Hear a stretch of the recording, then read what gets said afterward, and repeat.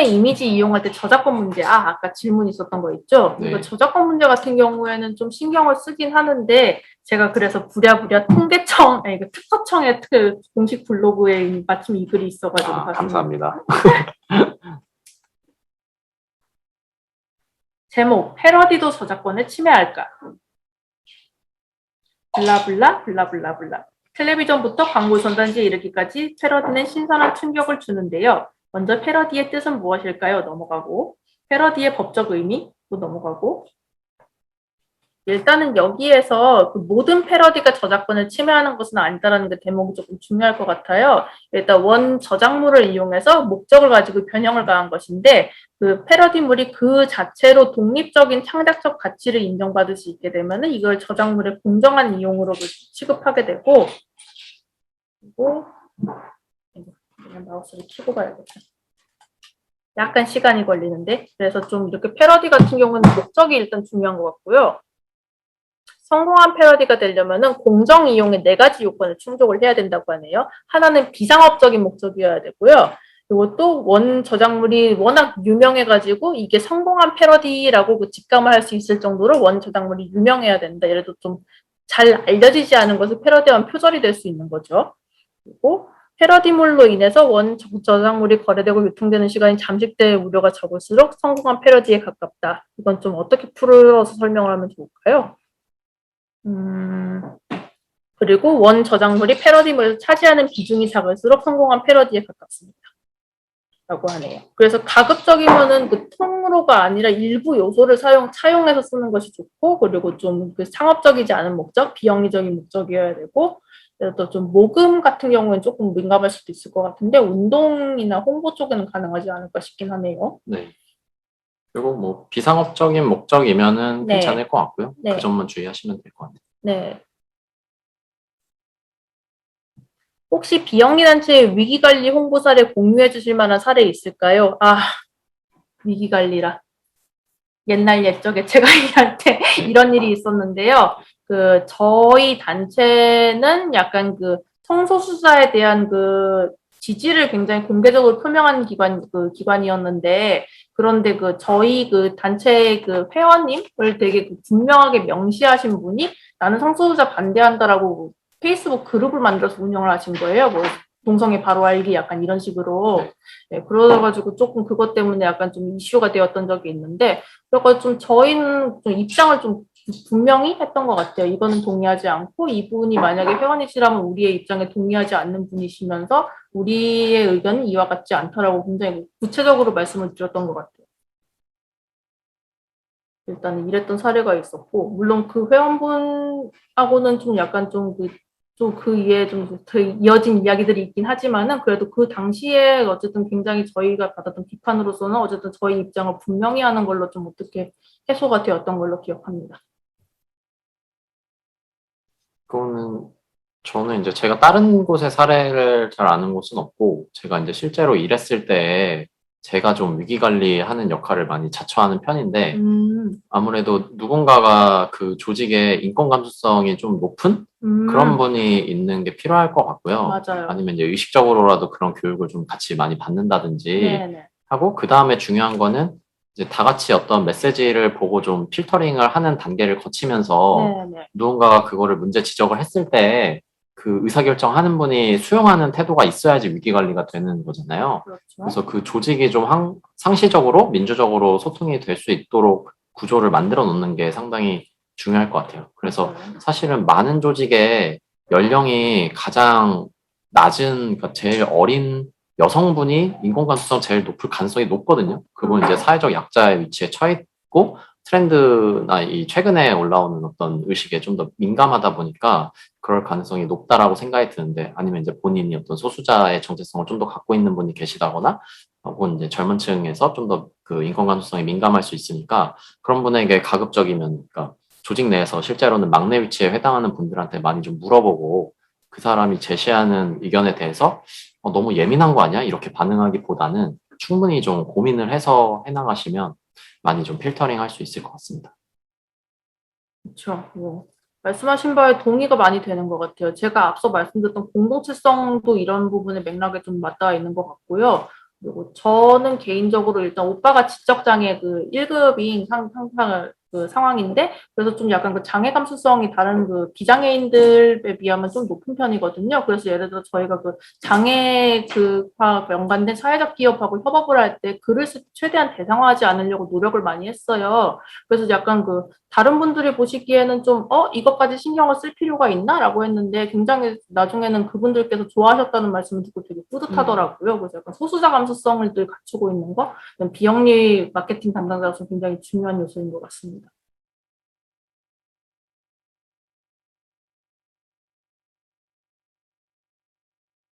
일단은 추가 질문이 아직은 없는 상태이고요. 지금 40분이 되어가고 있는 상태인데, 그러면 이쯤에서 저희 그 질문 답변을 약간 그 마무리를 하는 걸로 하고, 약간 그 소회라든지 아니면 좀 하고 싶었는데 못했던 말 같은 걸 하는 걸로 하면 좋을 것 같은데 어떠실까요? 네. 뭐 먼저 좀 얘기를 제가 다. 갑자기 훅 들어오시니까 무슨 네. 이야기를. 네. 근데 그 참여하신 분들도 네. 뭔가 오늘 그 소감이라든지 그런 거 있으시면 네, 좋을 것 같네요. 아니면 사실 제가 이제 그 소개에도 썼던 게 하소연 경청 전문가로서 꼭 이제 질문이 아니더라도 뭐 하소연하고 싶은 이야기들이라거나 그런 것도 올려주시면은 좋을 것 같고요. 네, 네, 그렇죠. 하소연. 그렇죠. 제 하소연은. 해봉님 하소연도 오늘 아직 한 5시까지는 저희 괜찮은 거 아닌가요? 맞아요, 네, 맞아요. 저희 네. 시간 많아요. 네. 아이고, 오늘 교육부터 마지막 지은답까지 너무너무 좋았어요 하고 그 엄지를 날려주신 감사합니다. 감사합니다. 네. 이렇게 그래도 채팅을 보면서 하니까 좀 실시간으로 소통이 돼서 좋네요. 그래서 마케팅 홍보를 어떻게 하는지 몰랐는데 이번 강의 통해서 더 깊은 내용을 알게 되어 좋았습니다. 감사합니다. 이런 점이 별로였다는 거 남겨주시면 저희가 나중에 추후에 개선하는 데 도움이 될 것 같아요. 그래서 좀 아무래도 좀 저희 그 교육 준비할 때는 좀 좀 심화 과정에 대한 수요가 좀 있으셨거든요. 그 심화 과정에 대한 만약에 운영을 했을 때 그때도 함께 해주실 수 있으실까요? 네, 알겠습니다. 이렇게 섭외가 되는구나.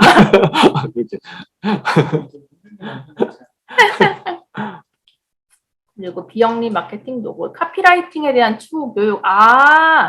카피라이팅이나 브랜딩에 대한 그 교육에 대한 문의들도 좀 있으신 것 같은데요. 저희가 그러면은 약간 그 브랜딩을 전문적으로 하시는 분하고도 함께 한번 해보는 것도 생각을 해보겠습니다. 마침 계획 중에 알고 있는 분이 있어가지고요. 저희가 그래서 계획 중에 있습니다. 그리고 교육 자료 같은 경우에는 저희가 신청해 주실 때 작성해 주신 이메일 주소로 저희가 PDF 파일로 보내드릴 예정이고요. 한섬님 거하고 제 거하고 같이 드리면서, 그래서 혹시 추가 질문 있으시면 그 답변도 함께 남겨서 드리도록 하겠습니다. 보도자료 관련한 교육. 이거 너무 아깝네요. 제가 원래 그 홍보 교육을 어쩌다 보니까 최근에 갑자기 제가 인기가 폭발해가지고 하루에도 2번씩 섭외 전화를 받고 있는데요. 좋은 현상입니다. 그러고 있는데요. 제가 그 진행한 다른 교육에는 보도자료 쓰는 방법 꼭지가 있거든요. 그래가지고 그 교육이 이번에 그 9월 30일 날 제주도에서 하는 교육이 있는데, 혹시라도 그 신청해가지고 참여 가능하시면 함께 들어보시면 좋을 것 같습니다. 이겁니다, 해봉님 마우스가. 자꾸 마우스를 헷갈리네요. 마우스가 두 개여가지고. 남들 어떻게 일하고 있는지가 너무너무 궁금합니다.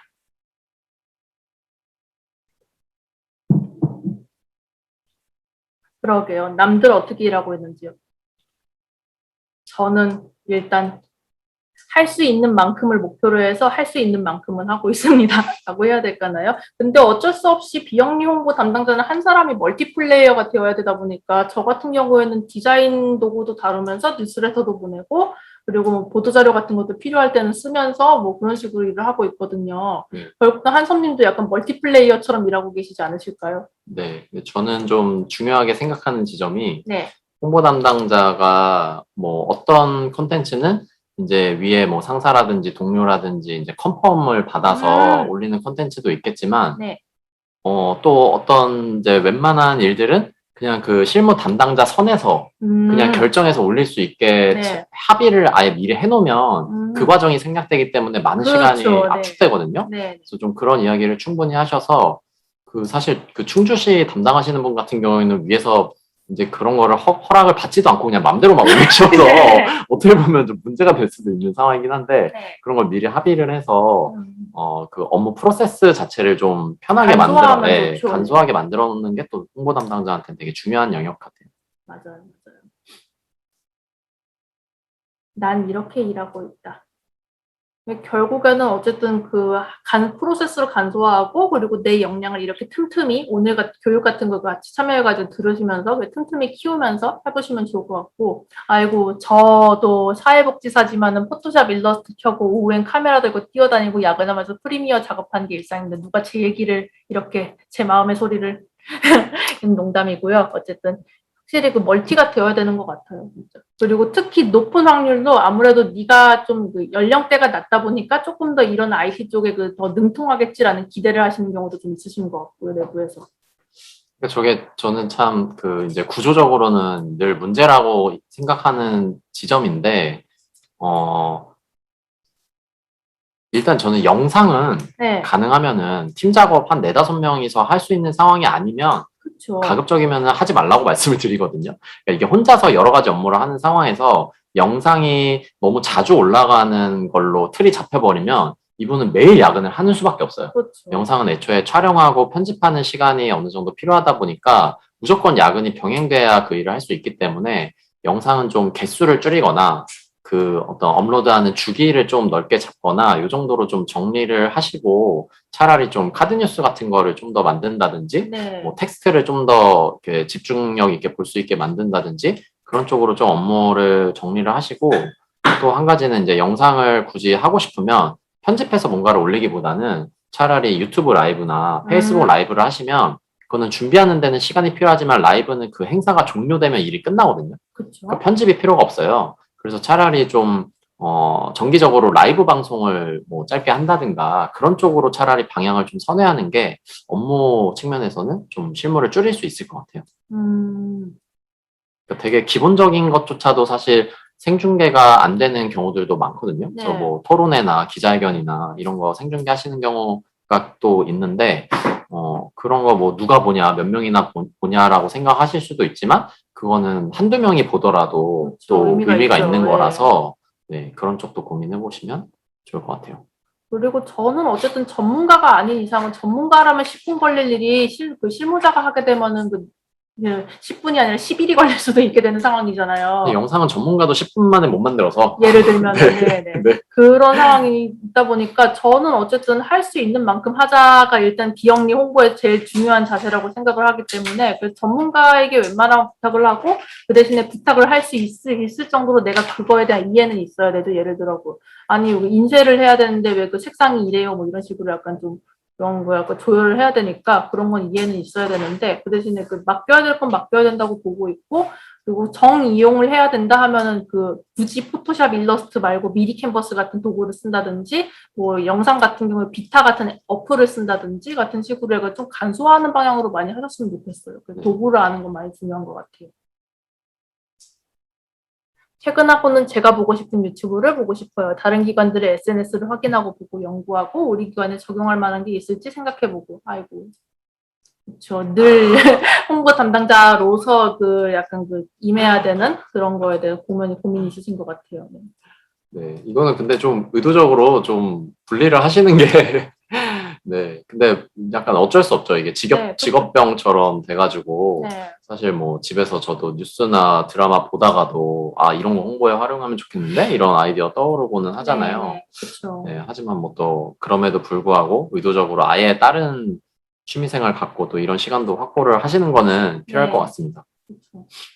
근데 어쩔 수 없는 것 같아요. 홍보 담당자. 예를 들어 저는 잡지는 꼭 보거든요. 왜냐면 약간 홍보 담당자는 어쨌든 최근에 무엇이 가장 인기를 끌고 있는지에 대한 감각은 늘 예리하게 벼려두고 있어야 된다고 생각을 하기 때문에 그래서 저는 히치하이커라고 하는 잡지를 매번 구독을 하고 있고 그래서 약간 그거를 보면서 많이 인사이트를 얻고 있는데 그런 식으로 약간 감각을 키워두는 작업? 근데 그 대신에 내 취미 영역을 확실히 분리를 해두셔야지 지치지 않으실 것 같아요. 네. 왜냐면 우리는 어쨌든 일을 계속해야 되는 운명이기 때문에 지속 가능성을 고려하지 않을 수가 없거든요.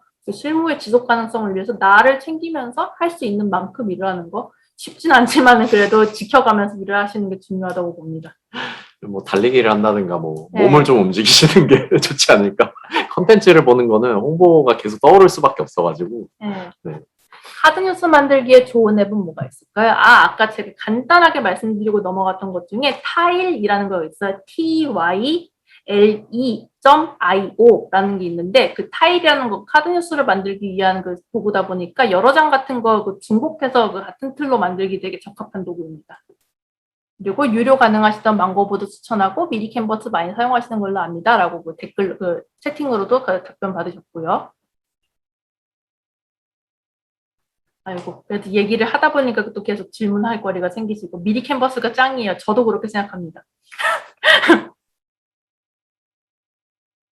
미리 캔버스는 마침 그 가이드북도 만들어가지고 거기서 제공을 하고 있거든요. 그 가이드 다운받아가지고 참고하시면서 보셔도 좋아요. 전 포토샵도 쓰고 미리 캔버스도 둘 다 쓰고 있는데, 포토샵하고 그 똑같은 그 단축키가 연동이 되는 경우가 많아가지고, 그래서 좀 그 같이 쓰기도 좋더라고요. 도구 얘기하니까 신나가지고.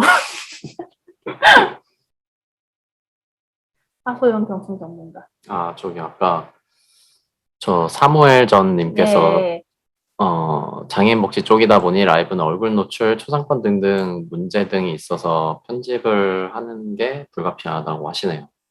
네, 이건 참 뭐 어려운 문제네요. 얼굴 노출할 수가 그렇죠. 없으니까. 네. 앱 같은 것 중에 좀 그렇게 약간 그 모자이크를 똥똥똥똥 박을 수 있는 그런 앱 같은 게 있지 않을까요? 그걸 제가 잘 미리 캔버스에 대한 예찬이 있네요. 저의 퇴근 시간을 단축시킨 어마어마한 곳입니다. 아이고 이거 점점 미리 캔버스에 대한 간증이 되고 있네요. 그래요. 이게 뭐 홍보비를 받은 건 아니죠. 그러니까요. 제 소원입니다. 그리고 네, 그래서 지금 그 4시 50분경이 됐는데요. 그래서 조금 이제 그 슬슬 마무리하는 단계 들어가면 좋을 것 같아요. 일단 오늘 그 참여해주신 그 감사한 그 한성 컨설턴트님, 네. 베타 컨설팅 대표님, 네. 그 소회 한마디 들어보겠습니다.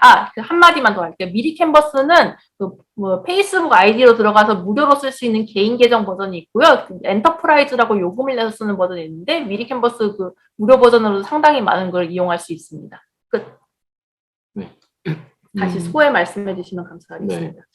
네. 저희가 이 팀 베타라는 이름으로 활동을 재작년쯤부터 시작을 하면서 많은 분들 만나고 어려움을 나누고 있는데 여전히 또 오늘도 100명이 넘는 인원이 이렇게 교육 신청을 하실 정도로 좀 비영리 쪽에 홍보를 어디서 배워야 할지 막막함을 많이 갖고 계신 것 같아요. 그렇죠. 그래서 저희 이제 같이 오늘 교육한 IT 비영리 IT 지원센터 네. 나 이제 저희 팀 베타나 뭐 이런 이제 비슷한 활동을 하시는 분들 가급적 좀 많이 만나고 교육도 많이 해서 또 여러분들이 이제 고민을 서로 일단 나누는 게 첫 번째일 것 같거든요. 나누다 보면은 이제 해답도 저희 안에 다 있는데 그거를 이제 발견만 하면 되는 거라서 좀 서로 소통할 수 있는 자리를 많이 만들어 보도록 하겠습니다. 네, 오늘 같이 해주시고 또 이렇게 반응도 많이 해주셔가지고 참 외롭지 않은 온라인 교육이었던 것 같아서 네, 많이 감사드리고 또 비영리 IT 지원센터 분들께도 네, 수고하셨다는 말씀드리겠습니다. 아유, 감사합니다. 저도 일단 이렇게 혼자 하다 보면은 되게 막 말 많이 꼬이고 긴장되고 막 떨고 그러는데 되게 그래도 많이 그 한섭님과 함께 하다 보니까 되게 든든했고요. 네. 내가 말 못하는 부분은 한섭님 메꿔주시겠지라는 느낌으로 계속 편하게 든든하게 했고 그리고 너무 감사하고 그리고 말씀드린 대로 홍보 담당자들끼리 서로서로 교류를 하다 보면 오늘 채팅창에서도 서로서로 그 정보 교환이 됐듯이 좀 교류가 가능할 것 같아요. 그래서 예를 들어서 그 희망 제작소 같은 곳에서도 저희가 홍보 담당자들끼리 모이는 그 네트워크 준비하고 있다고 알고 있고요. 그리고 동북권 NPO 지원센터 같은 곳도 홍보 담당자를 위한 네트워크를 마련하고 있으니까 이렇게 좀 아름아름 네트워크 같은 참여하시는 것도 좋은 방법일 것 같고 그리고 또 일단은 오늘은 교육자를 나눠드리겠지만 후속으로 저희가 교육을 하게 된다면 그때도 모셔가지고 저희 함께 고충 나누고 그리고 또 함께 해결점을 찾아가는 자리 만들면 좋을 것 같습니다. 일단 오늘 지금 4시 50분이 되었는데요. 어쨌든 가능한 약속한 시간이 5시 전에 끝날 수 있게 돼서 너무너무 다행이고 참여해주신 여러분과 그리고 함께해주신 한성 강사님 모두에게 감사드립니다. 저희 교육 같은 경우에는 영상으로 가공해서 유튜브에 채널에 올릴 예정이고요. 그리고 교육 자료 같은 경우도 앞서 말씀드렸다시피 이메일로 공유드리도록 하겠습니다. 그러면 그때 나중에 다시 연락드리도록 하겠습니다. 수고하셨습니다.